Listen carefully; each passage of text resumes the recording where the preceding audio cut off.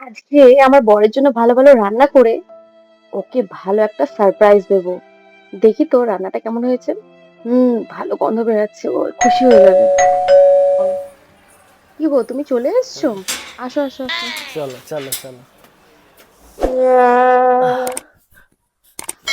তো তুমি বসো, আমি তোমার জন্য খাবার নিয়ে আসি, ঠিক আছে? আজকে পিউকে বলে আমি খেয়ে এসছি, দেখি ও কি করে। চল। কি হলো, তুমি এত কি ভাবছো? তুমি বসো, আমি আসছি।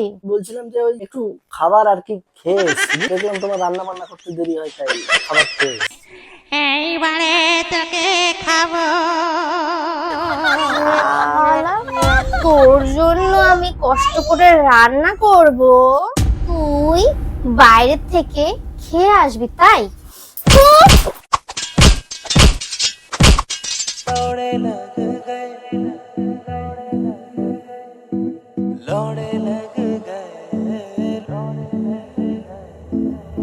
दुनिया का झोल समझते लौड़े लग